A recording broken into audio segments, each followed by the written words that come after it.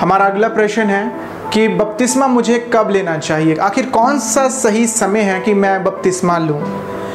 तो यहाँ पे मैं आपको बताना चाहता हूँ, बहुत सारे लोग यहाँ पे गलती कर लेते हैं। बहुत सारे लोग बपतिस्मा बहुत ही जल्दी ले लेते हैं। उन्होंने यीशु मसीह के बारे में सुना, उन्होंने कुछ चमत्कार देखे और कुछ गवाहियाँ सुनी, उन्हें लगा हाँ यही सही रास्ता है और मुझे बपतिस्मा लेना चाहिए, और वो जल्दी बपतिस्मा ले लेते हैं। और बाद में जब वचन के द्वारा उनके ऊपर सताव होता है, कुछ परिवार के लोग उनको कुछ बोल देते हैं या उनके कुछ रिश्तेदार जब दबाव डालते हैं, तो वो निराश हो जाते हैं। उनको बपतिस्मे लिए हुए पर उनको शर्मिंदगी होती है।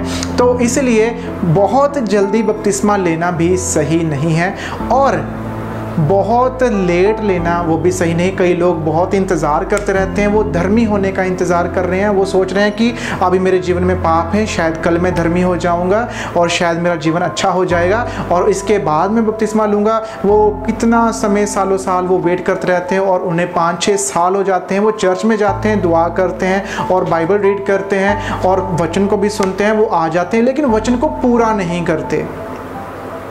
जितनी देर तक हम उन स्टेप्स के ऊपर स्टेप बाय स्टेप चढ़ेंगे नहीं, हम आगे नहीं बढ़ सकते। बपतिस्मे के ऊपर अगर आप 1000 बार शिक्षा ले लो, लेकिन अगर आप बपतिस्मा ना लो तो उसका भी कोई फ़ायदा नहीं है। इसलिए यदि आपने अभी तक बपतिस्मा नहीं लिया है तो इंतज़ार करना बंद कीजिए। तो अभी क्या करना है? बपतिस्मा लेने का कौन सा सही समय होता है?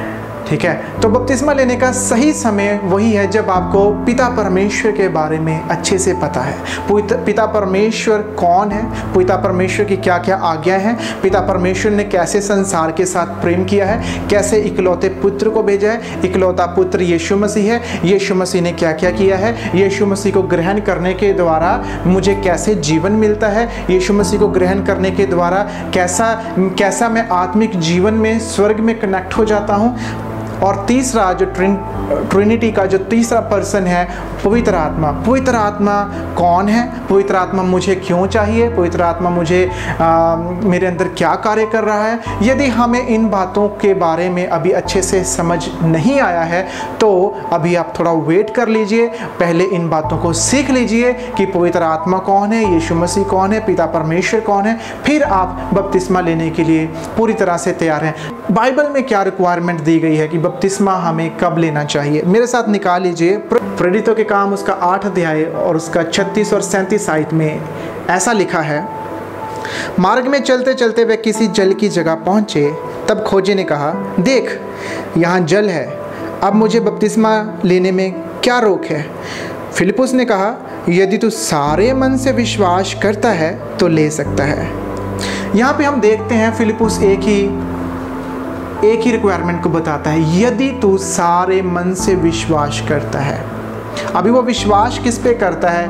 हफशिक हो जाता, वो यरूशलेम आया हुआ था और यरूशलेम से वो आराधना करके वो वापस अपने जो देश को वो वापस जा रहा था, और रास्ते में परमेश्वर का पवित्र आत्मा जो है वो फिलिपुस को कहता है, उठ और एक खोजा जो है वो वापस अपने देश को जा रहा है, यरूशलेम से उसे मिल। और वो यशाया की पत्री जो है उसे पढ़ रहा है, लेकिन उसे समझ में नहीं आ रही है। तो फिलिपुस भागा जाता है और फिलिपुस जो है फिलिपुस उसको मिलता है और उसको सारी बातें परमेश्वर के बारे में और यीशु मसीह के बारे में सारी बातें खुल के बताता है।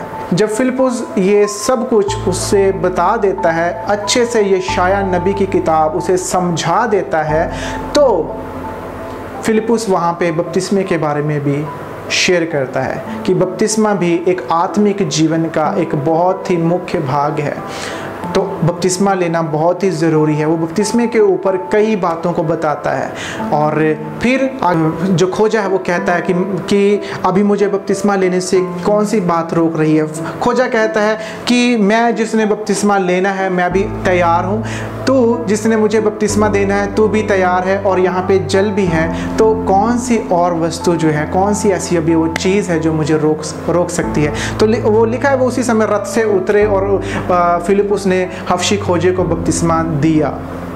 लेकिन वहाँ पे सिर्फ एक ही रिक्वायरमेंट है। फिलिपुस ने कहा यदि तू सारे मन से विश्वास करता है तो ले सकता है। तो मैं आप लोगों को भी यही कहना चाहता हूँ, यदि आप सारे मन से पिता परमेश्वर पे विश्वास करते हैं और यदि आप सारे मन से प्रभु यीशु मसीह पे विश्वास करते हैं, सारे मन से पवित्र आत्मा पे विश्वास करते हैं, उनके कार्यों को आप जानते हैं वो क्या क्या कार्य कर रहे हैं, और फिर आप बपतिस्मा लेने के लिए पूरी तरह से तैयार हैं।